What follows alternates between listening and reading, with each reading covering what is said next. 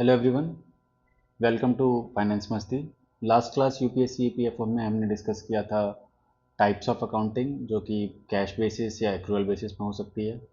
एक कॉन्सेप्ट और हमने देखा था एंड वो था हमारा double entry book system and single entry book system. उसमें कैसे प्रॉफिट कैलकुलेट करना है, क्या क्या गैप्स होते हैं, क्यों यूज़ किया जाता है, ये सारे कॉन्सेप्ट्स हमने देखे थे। सो विद दैट अब हम नई क्लास में डिस्कस करने वाले हैं golden rules of accounting, types of accounts and accounting process को। सबसे पहले गोल्डन रूल्स ऑफ अकाउंटिंग देखते हैं।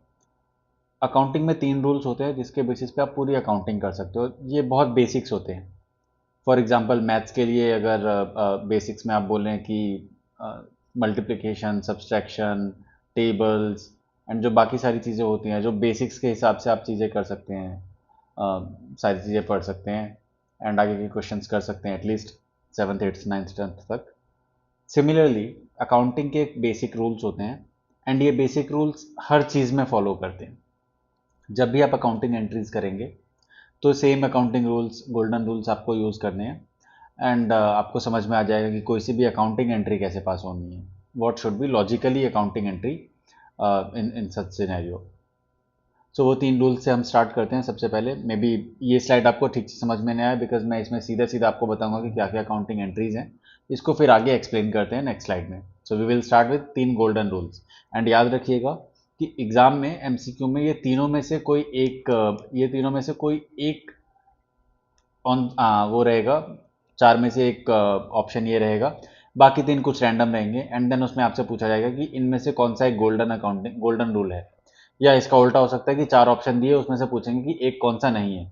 3 तो गोल्डन अकाउंटिंग रूल्स हैं हमारे पास, चौथा कौन सा नहीं है। ये फिगर आउट। आप इसको ऐसे याद रखना, इसलिए मैं इसको एज इट इज़ बता रहा हूँ आपको ताकि पेपर में आए तो you can do it and remember ये इजी क्वेश्चन है, हॉट क्वेश्चन है, so it can come again.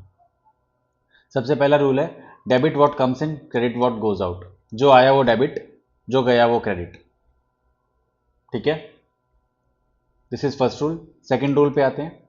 Debit all expenses and losses, credit all income and gain. जो भी खर्चे हैं, जो भी लॉस है, वो सब हम डेबिट करेंगे। जो भी इनकम है या फिर जो भी हमारा गेन है, वो दोनों हम क्रेडिट करेंगे। Then comes the third rule, debit the receiver, credit the giver. जिसने पैसा दिया यानी कि गिवर, उसको क्रेडिट करना है। जिसको पैसा मिला उसको डेबिट करना है। ये 3 गोल्डन अकाउंटिंग रूल्स आप याद रखिएगा। इस पे एज इट इज क्वेश्चन आ जाता है तो इसलिए आई विल से कि ये ध्यान रखिएगा एज इट इज। इसको एक्सप्लेन करना है या बाकी सारी चीज़ें या लेमन लैंग्वेज में आपको कैसे समझ में आएंगी, ये हम अगले स्लाइड में देखते हैं। बट ये रूल्स याद रखिएगा, ये as it is question paper में आ जाता है, ये इंपॉर्टेंट है। ठीक है, विद दैट अब हम अगले स्लाइड पे जाते हैं कि अब वही जो अभी हमने ये गोल्डन रूल्स पढ़े हैं ना, ये 3 रूल्स पढ़े हैं कि debit what comes in, credit what goes out, या debit all expenses and losses. इन सबको इजी लेमन लैंग्वेज में अगर मैं आपको समझाना चाहूँ तो वो कैसे होगा कि अगर आपकी असेट्स, असेट्स यानी कि जिस पे आपका हक है, जो आपकी हेल्प कर रहा है बिजनेस करने में, जो आगे आपको हेल्प करेगा, फाइनेंशियल गेन करेगा, या तो असेट्स या खर्चे यानी कि एक्सपेंसेस, या फिर ड्राइंग्स। ड्राइंग्स क्या होते हैं?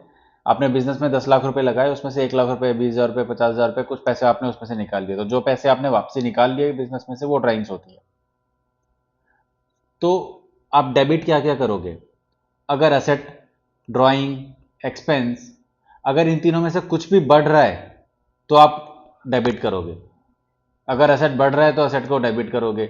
ड्राइंग्स बढ़ रही है, आप पैसे निकाल रहे हो तो आप डेबिट करोगे। एक्सपेंस बढ़ रहा है, आप खर्चे कर रहे हो तो वो डेबिट करोगे।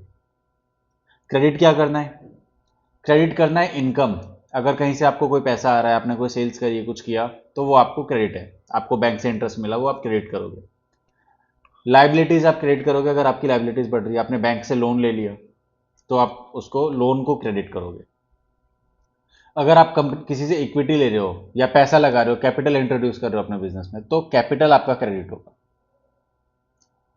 अब इसको प्रैक्टिकली जब हम जर्नल एंट्री करते हैं, फॉर एग्जांपल आपने कोई ट्रांजैक्शन करी, आप कहीं अकाउंटेंट हो, तो उसकी क्या अकाउंटिंग एंट्री होगी, ये दोनों रूल्स के हिसाब से कि डेबिट किसे करना है, क्रेडिट किसे करना है, उसके हिसाब से देखते हैं।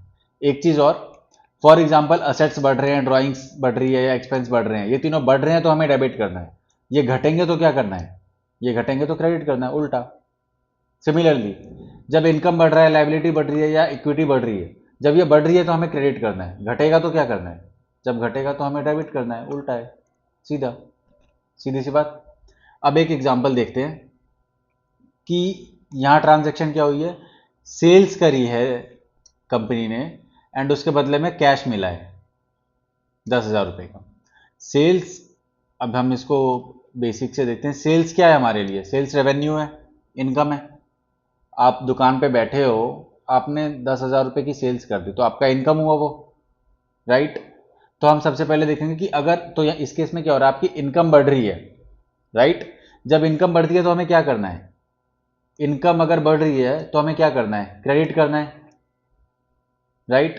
तो हम यहां क्या करेंगे, सेल्स हो जाएगा क्रेडिट, सेल्स हो जाएगा क्रेडिट। अमाउंट कितना है, 10,000 रुपये, 10,000 की सेल्स करी है। तो सर ये तो एक एस्पेक्ट हो गया कि आपने सेल्स कर दी, वो आपने रिकॉर्ड कर लिया। डबल एंट्री बुक सिस्टम हमने लास्ट क्लास में पढ़ा था कि आजकल जो अकाउंटिंग होती है उसमें हम एक ट्रांजैक्शन के दो पहलू लिखते हैं, दोनों पहलू लिखते हैं। तो ये एक पहलू तो हो गया कि सेल्स हुई है तो 10,000 की आपने एंट्री कर दी। इसका दूसरा पहलू क्या है, इसका दूसरा पहलू है यहाँ कैश रिसीव हुआ है 10,000 रुपये। आपने किसी को सामान बेचा, या तो आप उससे आज पैसे ले लोगे या तो बाद में लोगे, बाद में यानी कि उधारी पे लोगे, उसको बेचा। तो अभी हमने इस केस में क्या किया कि कैश रिसीव हो रहा है। कैश क्या है हमारे लिए, कैश हमारे लिए एसेट है। क्यों, क्योंकि आप कैश पे आपका हक है, अगर आपको मिला है तो आप उसका आगे यूज कर सकते हो ताकि बिजनेस बढ़ा सको या पैसा कमा सको उससे। तो कैश हमारे लिए क्या है, एसेट। अब देखते हैं कि अगर एसेट बढ़ रही है, एसेट बढ़ रही है तो क्या करना है हमें, डेबिट, ठीक है।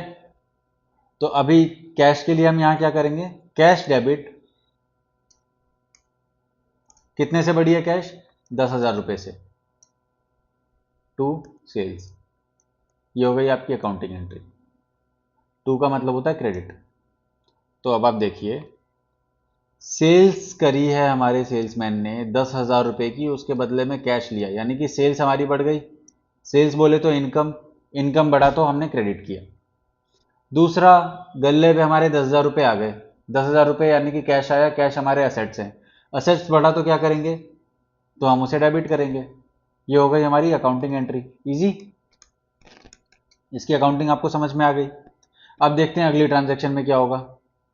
एक ट्रांजैक्शन हम रैंडमली देखते हैं कि फॉर एग्जांपल मिस्टर ए का एक बिजनेस है, ये जाते हैं कहीं दुकान पे एंड एक मशीन लेके आते हैं, मशीन लेके आते हैं 10,000, 1 लाख, 10 लाख की, ठीक है। माफ़ करिएगा मैं वैल्यूज़ में ऊपर नीचे बह गया थोड़ा सा, बट एनीवेज अब देखते हैं ट्रांजैक्शन पे आते हैं कि मिस्टर ए गया, मशीन लेके आए हैं भाई साहब 10,000 रुपये की। अब ये जो मशीन लेके आए हैं तो मशीन के बदले या तो पैसा दिया होगा इन्होंने, या ईएमआई करवाई होगी, या कुछ तो करवाया होगा, लोन लिया होगा। अभी सिंपल के लिए हम ये समझते हैं कि इन्होंने बैंक से पैसा दे दिया, तो इन्होंने इनके बैंक से पेमेंट कर दी 10 लाख की। बैंक से कितने की पेमेंट करी है, 10 लाख रुपए की। अब यहां क्या है, हमारे पास मशीन आ गई, हमारा बैंक चला गया। मशीन हमारे लिए क्या है, मशीन एसेट है। क्यों, आपको याद हो अगर हमने जो रूल्स पढ़े थे एसेट के लिए कि उससे हमें फ्यूचर में बेनिफिट होना चाहिए, राइट। मशीन से हमें बेनिफिट होगा फ्यूचर में, बिल्कुल होगा, उससे हम प्रोडक्शन करेंगे, सेल्स करेंगे। उसकी वैल्यू हमें पता है, मशीन हमने कितने की खरीदी है, बिल्कुल पता है जी हमें, 10 लाख रुपए है। इस पे हमारा हक है क्या, बिल्कुल है, मशीन हमने खरीद ली, अब हमारा हक है, हम जो मर्जी हम वो करेंगे उसके साथ। तो इसकी कंडीशंस मीट हो रही हैं कि ये एक असेट है, राइट। अब हम देखते हैं कि हमारा असेट यानी कि मशीन बढ़ रहा है। पहले 0 रुपए का था क्योंकि हमारे पास कोई मशीन नहीं थी, अब 10 लाख रुपए का हो गया, तो मशीन बढ़ा हमारा। जब हमारे असेट्स बढ़ते हैं तो हम क्या करते हैं, हमारे जो हमने यहाँ पे गोल्डन रूल्स पढ़े हैं उसमें क्या देखा है कि जब मशीन बढ़े, जब असेट बढ़े तो उसको क्या करना है, डेबिट। सबसे पहला आपको एक पार्ट तो समझ में आ गया। दो पार्ट में से एक पार्ट की एंट्री क्या होगी? Machine debit.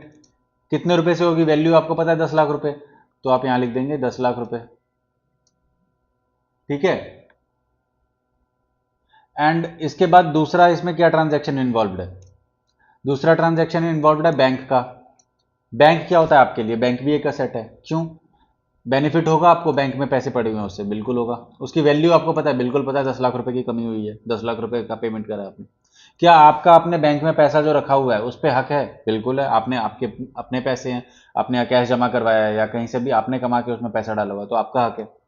यानी कि बैंक भी हमारे लिए एसेट है।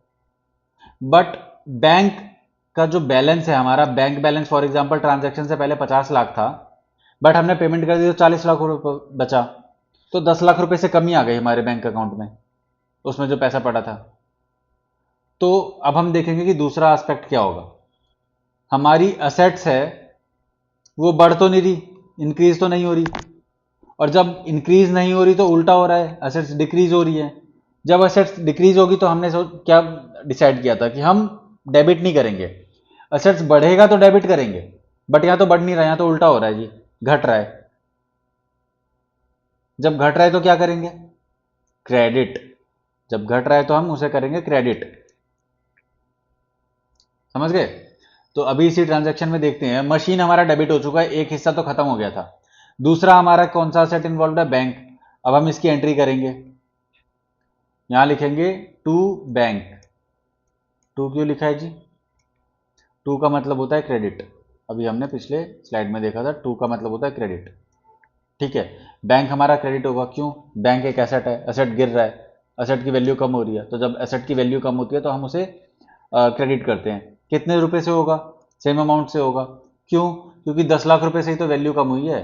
पहले आपका बैंक अकाउंट फॉर एग्जाम्पल 1 अप्रैल को 50 लाख रुपए का बैलेंस था उसमें, आपने शाम को 1 अप्रैल को ही आपने एक पेमेंट कर दी 10 लाख रुपए की, आपका बैलेंस कितना बचा? 40 लाख रुपए।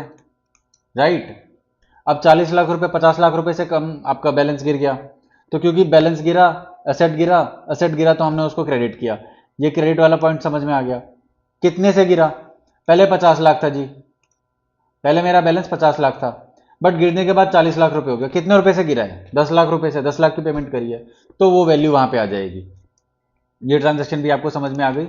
यही बेसिक्स है। अब लाइफ में जितने भी अकाउंटिंग एंट्रीज होती है, कितना भी कोई कॉम्प्लेक्स सिचुएशन आ जाए या कुछ भी हो जाए, या चाहे अकाउंटिंग स्टैंडर्ड्स या इंडियन अकाउंटिंग स्टैंडर्ड्स जब भी इशू किए जाते हैं, तो ये जो बेसिक्स हैं, गोल्डन रूल ऑफ अकाउंटिंग, या जब असेट बढ़ रहा है तो हम डेबिट करेंगे, गिर रहा है तो क्रेडिट करेंगे, ये लाइफ टाइम फॉलो करे जाते हैं। ये बेसिक्स हैं। इसके ऊपर अकाउंटिंग स्टैंडर्ड्स थोड़ा बहुत और हमें गाइड कर देते हैं कि यहाँ वैल्यू कितनी आनी चाहिए, ये 10 लाख का है या 15 लाख का है या 20 लाख का है या 50 लाख का है। ये कैलकुलेशन में हेल्प करता है कई बार इंड एस, या कैसे करके हमें गाइड करता है कि कैसे करके कोई अकाउंटिंग एंट्री रिकॉर्ड करनी चाहिए। बट जो इंड एस हैं या जो भी अकाउंटिंग स्टैंडर्ड इशू होते हैं, उन सब का बेस गोल्डन अकाउंटिंग रूल्स ही हैं, वो सब यहीं से निकलते हैं। Now coming to next aspect, accounting process. Accounting process में हमने क्या इसमें क्या देखना है कि अकाउंटिंग कैसे स्टार्ट होती है, फिर उसका कहाँ इम्पैक्ट जाएगा, उसका फाइनल इम्पैक्ट कहाँ आएगा, क्या क्या चीज़ें होती हैं, कैसे करके प्रोसेस होता है। सबसे पहले हमें क्या करना है? सो एक एग्जांपल के साथ हम स्टार्ट करते हैं कि फॉर एग्जांपल मिस्टर ए गए हैं मशीन लेने। अभी पिछले एग्जांपल में भी वो मशीन ही लेके आए हैं भाई, तो अगर आपको कुछ हो तो उसको होटल वोटल भी भेज देते हैं किधर घूमने के लिए, बट अभी के लिए मशीन, अभी उसको बिजनेस एक्सपेंड करना है तो अभी वो मशीन लेके आएगा भाई। तो ये एक मशीन लेके आया। अब ये मशीन से प्रोडक्शन करवाएगा, फॉर एग्जांपल बिस्किट्स प्रोडक्शन करवाएगा, पार्ले जी का मालिक है मिस्टर ए। तो अब ये मशीन लेने गया, तो वहाँ जाएगा, ये नेगोशिएट करेगा कि ये 10 लाख रुपए की मशीन है, मैं इतने पैसे दूंगा मैक्सिमम, या जो भी डिस्काउंट वो उसमें से क्लेम कर सकता है, वो सारी चीज़ें करेगा। यहाँ तक अकाउंटिंग इन्वॉल्व नहीं है। मैं मिस्टर ए की साइड से सोच रहा हूँ, जो सेलर होगा वो तो ऑब्वियसली जैसे ही सामान बिकेगा वैसे ही उसको एंट्री करनी पड़ेगी। ठीक है। अब मिस्टर ए ने फाइनल कर ली डील, एंड इसके बाद क्या होता है कि मिस्टर ए अपना, उसने जैसी मशीन खरीदी तो सामने वाली कंपनी का जो अकाउंटेंट था उसने सेल्स इनवॉइस दिया, क्योंकि उनके लिए सेल्स है, उस कंपनी ने तो सेल्स करी है ना। तो उन्होंने क्या किया, एक इनवॉइस दिया मिस्टर ए को, जो कि है सेल्स इनवॉइस, कि ये लो जी हमने तो इतने की सेल्स करी है। उस पर क्या क्या लिखा हुआ है, मशीन के बारे में लिखा हुआ है, और ये लिखा हुआ है कि किसको बेचा है, मिस्टर ए को बेचा है, कहाँ रहता है वो, कहाँ डिलीवरी करनी है, कितने रुपए का बेचा है, मेन चीज़, ये सारी चीज़ों के साथ एक सेल्स इनवॉइस जनरेट हुआ। ये करा बेचने वाले ने। अब मिस्टर ए मशीन लेके आया, डिलीवरी करवाई उसकी अपने फैक्ट्री में, एंड वो सेल्स इनवॉइस, जो बिल है, सेल्स इनवॉइस यानी कि बिल, वो बिल लेके अपने कंपनी में आया है। इसने सेल्स इनवॉइस दी अपने अकाउंटेंट को। तो सबसे पहले आप देखो कि क्या हुआ, सेल्स इनवॉइस, सेल्स इनवॉइस वो डॉक्यूमेंट है जिसके बेसिस पे अकाउंटिंग एंट्री रिकॉर्ड होगी। आपको याद है अकाउंटिंग वाउचर, ये एक तरह का अकाउंटिंग वाउचर है, इसके बेसिस पे अकाउंटिंग एंट्री रिकॉर्ड होगी। ये डॉक्यूमेंट है, प्रूफ है कि हाँ मैं सामान खरीद के लाया हूं। अब इसका सेकंड एस्पेक्ट आएगा कि अब इसके बाद अकाउंटेंट क्या करेगा। अकाउंटेंट सबसे पहले जर्नल एंट्री पास करेगा। जर्नल एंट्री, वो भाई साहब जाएंगे, मशीन उसने खरीदी है तो मशीन को करेंगे, मशीन एक एसेट है तो मशीन की वैल्यू बढ़ रही है, तो वो क्या करेंगे, मशीन की अकाउंट डेबिट। उसने कैश पे किया होगा, तो जब उसने कैश पे किया होगा तो कैश कम हो गया होगा, तो उसने टू कैश करके कि कैश को क्रेडिट करना है, ये करके उसने अकाउंटिंग एंट्री पास कर दी, जितने रुपए का भी बिल है उतने रुपए के अमाउंट से, और ये हो गई उसकी जर्नल एंट्री पास। ये जो हमने पिछले दो स्लाइड्स में देखा था, ये सारी जर्नल एंट्री है, अकाउंटिंग एंट्री यानी जर्नल एंट्री। उसने सबसे पहले जर्नल एंट्री पास कर दी। अब इसका क्या इंपैक्ट होगा, यहां पे कौन दो दो अकाउंट पे इंपैक्ट आएगा, एक मशीन अकाउंट यानी मशीन की वैल्यू बढ़ जाएगी, एक आएगा कैश अकाउंट, कैश की वैल्यू कम हो जाएगी। अब ये हो गया लेवल 1, सबसे पहला स्टेप अकाउंटेंट ने क्या किया। ये आजकल टैली में हम सारे के सारे अकाउंटिंग करते हैं, सारी चीजें करते हैं, तो जो अकाउंटेंट होता है उसको सिर्फ ये पहला स्टेप ही करना होता है, इसके बाद का स्टेप 2, स्टेप 3, ये सारी चीजें ऑटोमेटिकली हो जाती हैं। ठीक है, अब स्टेप 2 इसमें क्या होना चाहिए, जो टैली अपने आप करेगा। यहाँ पे अकाउंटेंट का काम मेजरली खत्म हो गया, बट आपको आइडिया होना चाहिए कि ये मशीन, ये जो एंट्री करी, इसका इम्पैक्ट कहाँ कहाँ जाएगा। स्टेप 2 में एक्चुअल में अगर हम, जो पहले ज़माने में हम जो ट्रेडिशनल अकाउंटिंग करते थे उसमें क्या होता, तो सबसे पहले तो हमने यहाँ पे ये एंट्री कर दी कि machine debit, machine debit to bank for example. हम पहले यहाँ से स्टार्ट करते हैं, टैली वाला एस्पेक्ट पहले देख लेंगे, बाद में देख लेंगे। ये है हमारा स्टेप 1। सबसे पहले उसको रिसीट मिला, सेल्स इनवॉइस मिला, उसके बेसिस पे वो अकाउंटिंग एंट्री पास करेगा, फॉर एग्जांपल 10 लाख की वैल्यू के साथ, कि 10 लाख रुपए की जी हमारी मशीन आ गई। तो ये हो गया हमारा एस्पेक्ट 1। ठीक है, यहाँ स्टेप 1 खत्म हो गया। अब इसका अगला इम्पैक्ट क्या आएगा, इसका अगला इम्पैक्ट आएगा कि दो अकाउंट भी आपके चल रहे होंगे साथ में, एक मशीन अकाउंट है, एक बैंक अकाउंट है। ठीक है, इधर हम देखते हैं मशीन अकाउंट में क्या होगा, इधर देखते हैं बैंक अकाउंट में क्या होगा। ठीक है, मशीन अकाउंट में आपके पास अभी फॉर एग्जांपल 5 लाख की मशीन ऑलरेडी पड़ी थी, आप 10 लाख का और खरीद के ले आए, तो ये प्लस हो जाएगा यहाँ पे 10 लाख, राइट। प्लस मतलब कि डेबिट हो जाएगा यहाँ पे 10 लाख, टोटल कितना हो गया 15 लाख। ये हो गया मशीन इंपैक्ट में इसका असर। तो ये जो मशीन इंपैक्ट, ये जो पहला वाला हिस्सा जो आपने एंट्री करी है, उसका इंपैक्ट जाएगा यहाँ मशीन अकाउंट में, राइट। बैंक अकाउंट आपका कम हो गया, तो बैंक में आपका फॉर एग्जांपल पहले था 30 लाख का अकाउंट था, बैलेंस था, उसमें से 10 लाख कम यानी कि क्रेडिट हो गया। ठीक है, तो आपके पास बैलेंसिंग अभी कितना बैलेंस बाकी है, 20 लाख रुपए। तो अब एक का इंपैक्ट तो हमने देख लिया, दोनों हमने क्या देखा था कि डुअल बुक अकाउंटिंग सिस्टम में एक ही ट्रांजैक्शन के दो चेहरे होंगे, दोनों चेहरे हमें रिकॉर्ड करने हैं। यहाँ पे हमने दोनों चेहरे रिकॉर्ड तो कर दिए हैं, अब वो दोनों चेहरों का इंपैक्ट जाना है। सबसे पहला इंपैक्ट कहाँ आया कि मशीन वाले का इम्पैक्ट आ गया मशीन अकाउंट में कि उसकी वैल्यू हमने बढ़ा दी। दूसरा इम्पैक्ट कहाँ जाएगा? बैंक अकाउंट में, राइट। हम अपने हमारा अकाउंटेंट ये मेंटेन करता है कि हमारे बैंक में कितना पैसा पड़ा हुआ है, कितना हमने कहाँ खर्चा किया, कितना कहाँ से आया, एंड नेट में अभी कितना हमारे पास पड़ा हुआ है। हमारे पास पहले 30 लाख का था बैलेंस, 10 लाख का हमने पेमेंट कर दिया, तो अब वो 10 लाख का इंपैक्ट दिखाएगा हमारा अकाउंटेंट। वो 10 लाख रुपए से हमने कम कर दिया, 20 लाख रुपए अब हमारा क्लोजिंग बैलेंस बचा है। तो जो ये दोनों जो इंपैक्ट हमने दिखाया है ना,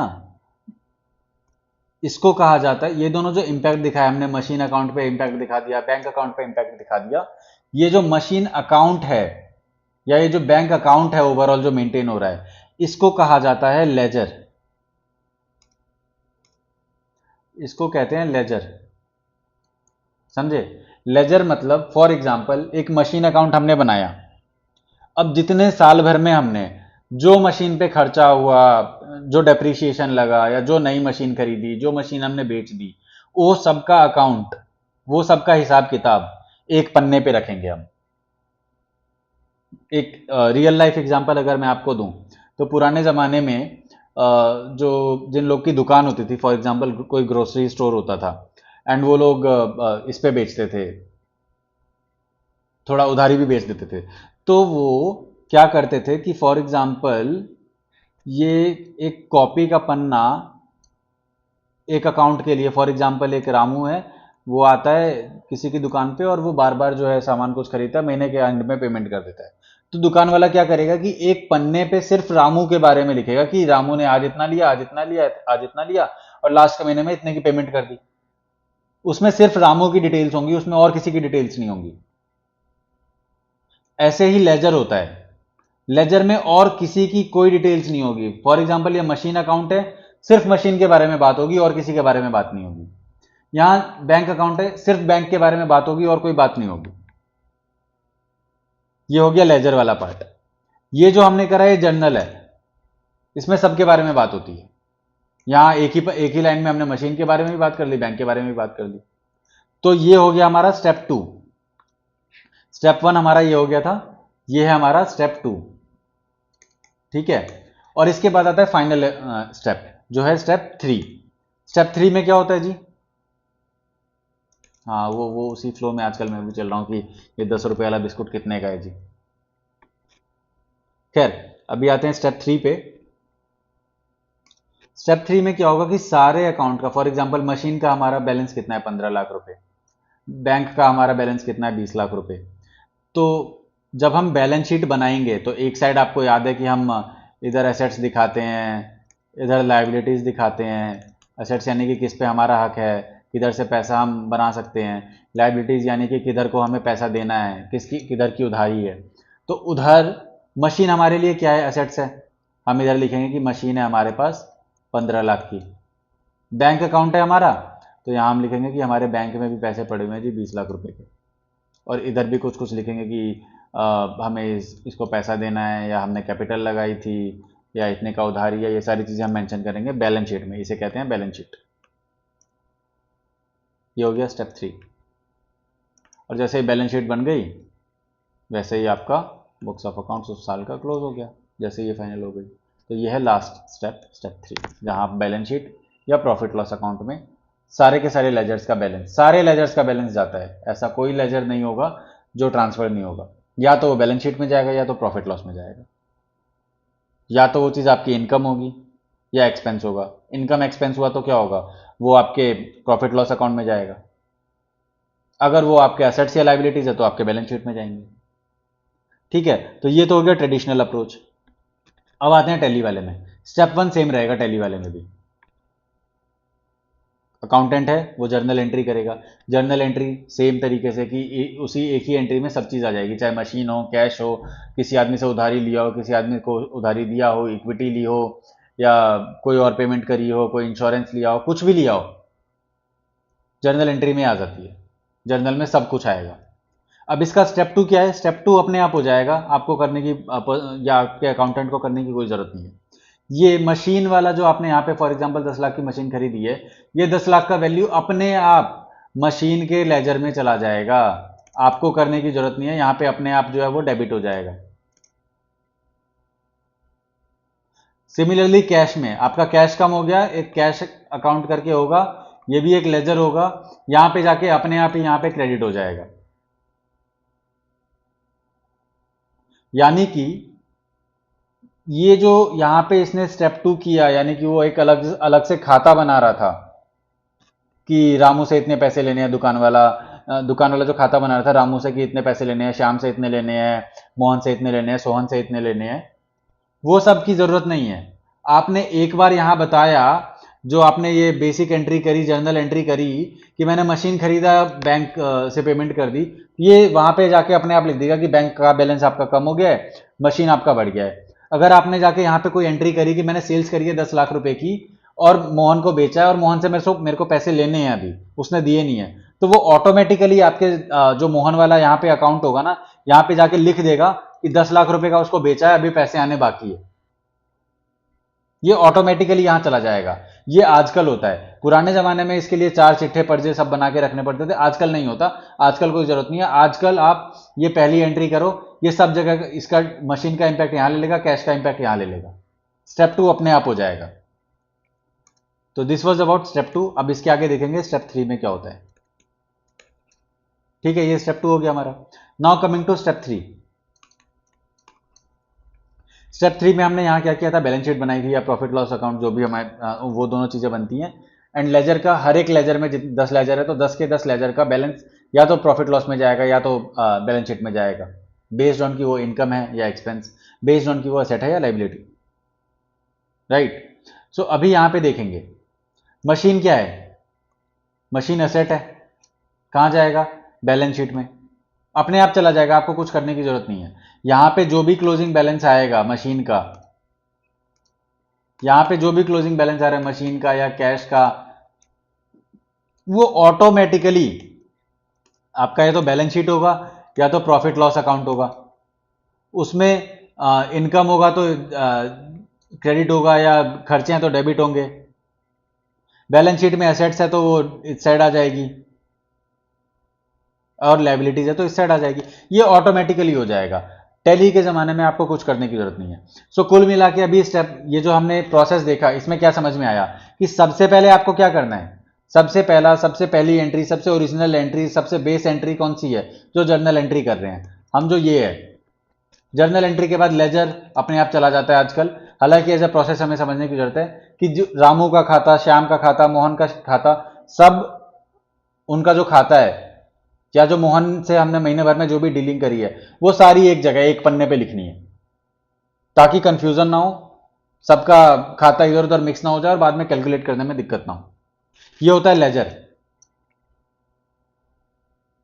ठीक है, लास्ट है फाइनेंशियल स्टेटमेंट। फाइनेंशियल स्टेटमेंट दो टाइप से, दो चीजें हैं, तीन चीजें हैं इसमें, मेनली दो हैं, प्रॉफिट लॉस, बैलेंस शीट।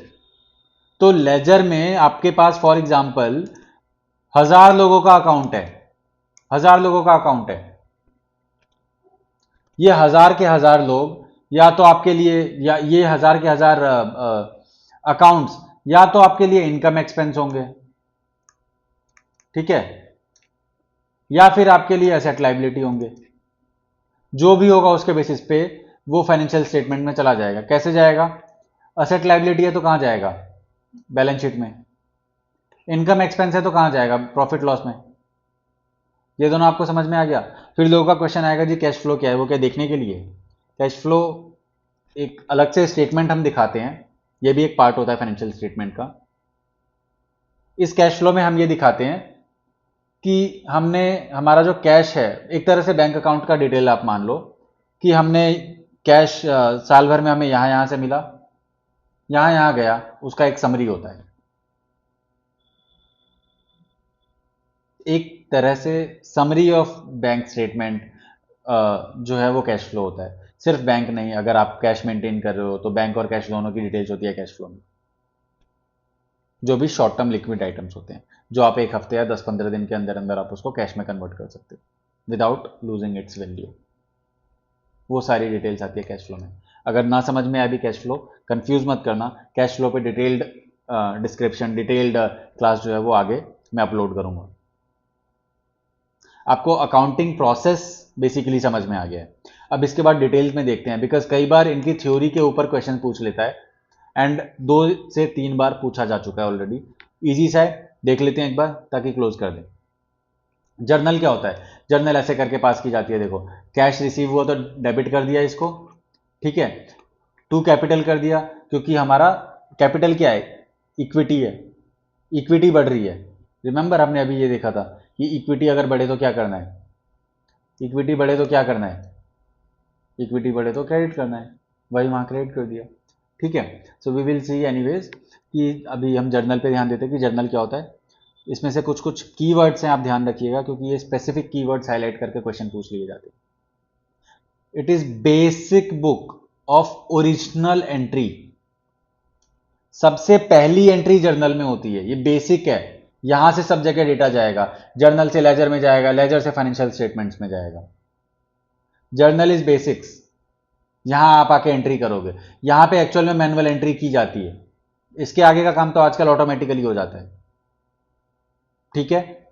अब एक चीज और यहां पे ध्यान रखने वाली बात है कि जब आप जर्नल एंट्री करते हो तो क्रोनोलॉजिकल ऑर्डर में करोगे, लाइन वाइज करोगे डेट्स में। ऐसा नहीं है कि आप एक एंट्री आज फॉर एग्जांपल आप यहाँ जो एंट्री कर रहे हो, पहले यहाँ पे 1 जनवरी की आपने एंट्री करी, इसके बाद आपने 15 मई की कर दी, उसके बाद आप बोल दो कि अरे अरे मैं एक ट्रांजैक्शन तो भूल गया, तो अब मेरे को एक 10 फरवरी की एंट्री करनी है। ऐसे नहीं, लाइन वाइज जाएगा।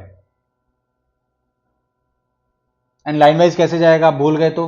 अगर आपके दिमाग में एक क्वेश्चन आता है तो हमेशा याद रखिएगा, ट्रांजैक्शन जैसे ही होती है वैसे ही रिकॉर्ड करनी होती है। आज आप 1 तारीख को 1 जनवरी को कोई ट्रांजैक्शन करके आए हो तो एज इट इज आके आज तुरंत रिकॉर्ड कर दो, कल जाके आप दोबारा कोई ट्रांजैक्शन करोगे वो कल ही रिकॉर्ड कर देना।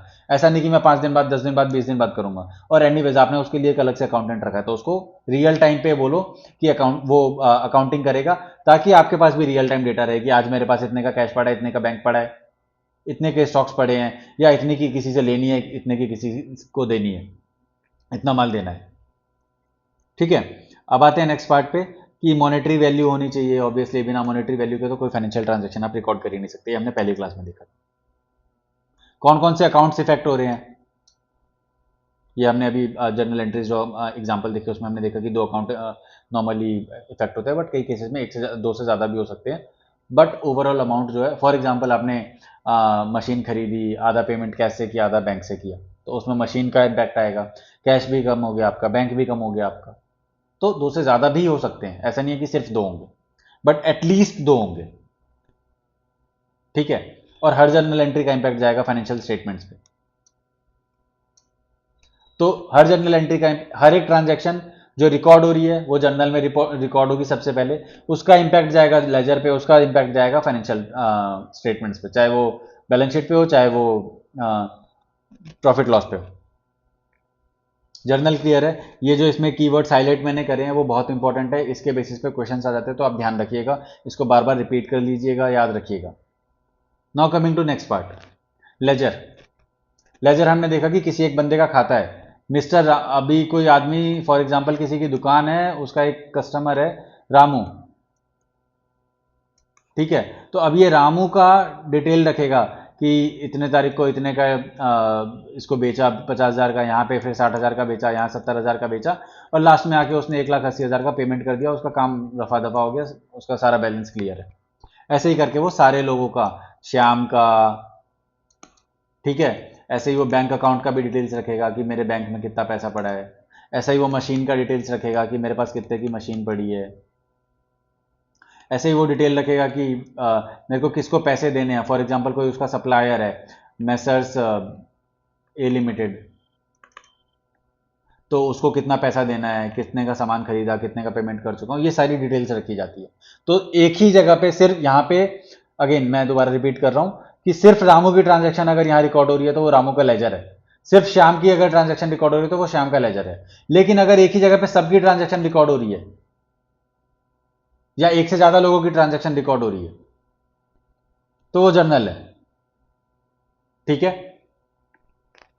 तो लेजर का एक बार हम डेफिनेशन देख लेते हैं, या थोड़ा डिटेल एनालिसिस, ये तो लेमन टर्म्स में हमने देख लिया, बट एक्चुअल में जब क्वेश्चन आएंगे तो क्या वर्ड्स यूज होंगे वो देखते हैं। Ledger is summary of debit and credit transaction relating to specific account, ठीक है। लेजर एक समरी है जिसमें हम किसी एक specific account, for example Raju, Shyam, Mohan, machine या किसी बैंक अकाउंट का हम डिटेल्स कैरी कर रहे हैं, उसका डिटेल हम रिकॉर्ड कर रहे हैं एक ही जगह, समराइज वर्जन। इसको और क्या कहा जाता है? इसको कहा जाता है principal book of accounting system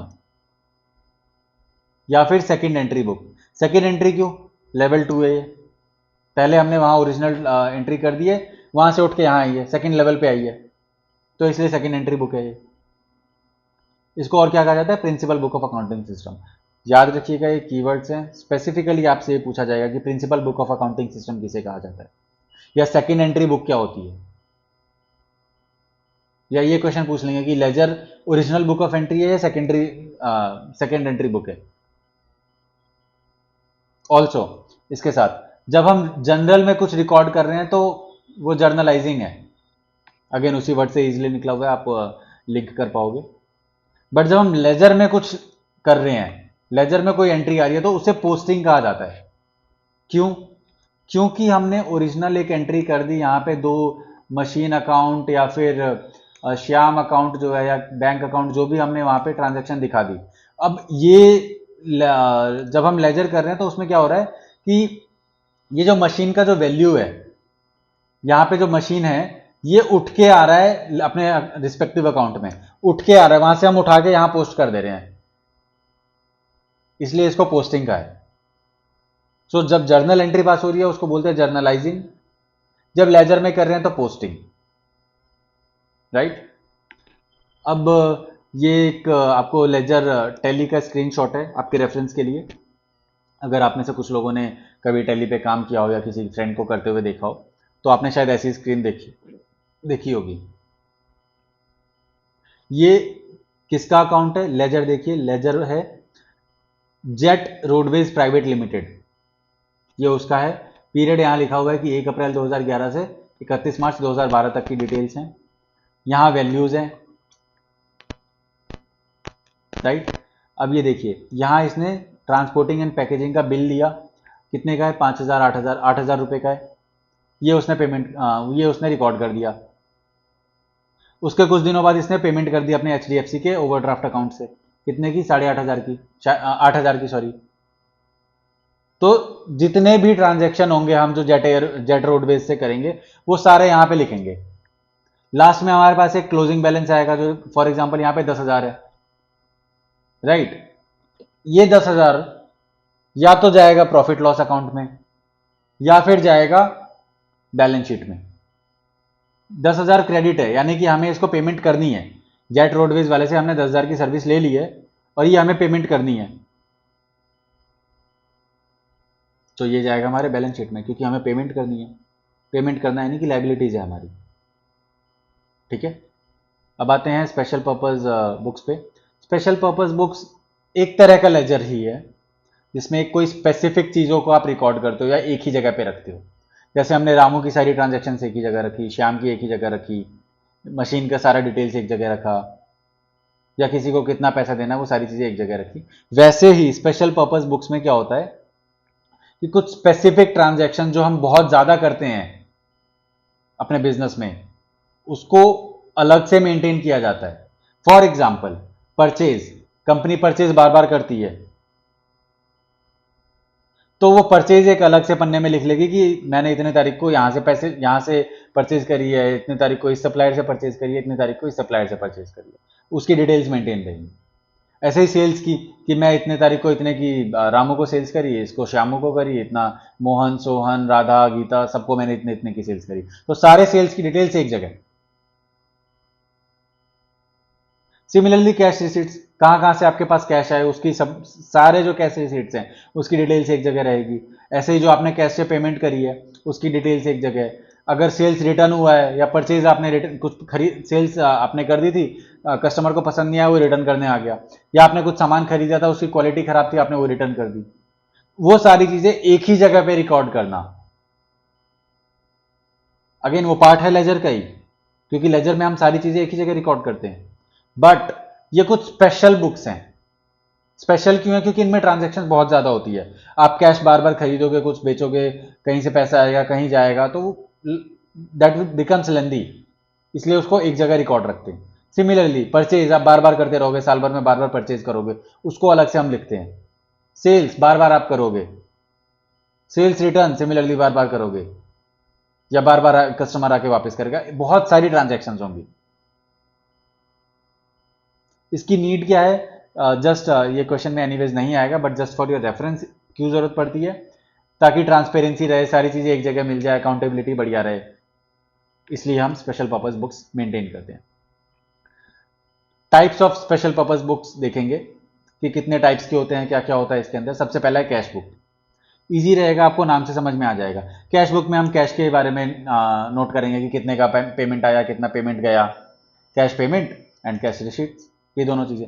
3 types की होती हैं, single column, double column, triple column. Double column में हम कैश के साथ साथ बैंक का भी डिटेल्स रख लेते हैं। ट्रिपल कॉलम में हम एक और चीज़ का डिटेल रख लेंगे, फॉर एग्जाम्पल कुछ और जो लिक्विड चीज़ है। तो ये हो गया कैश बुक।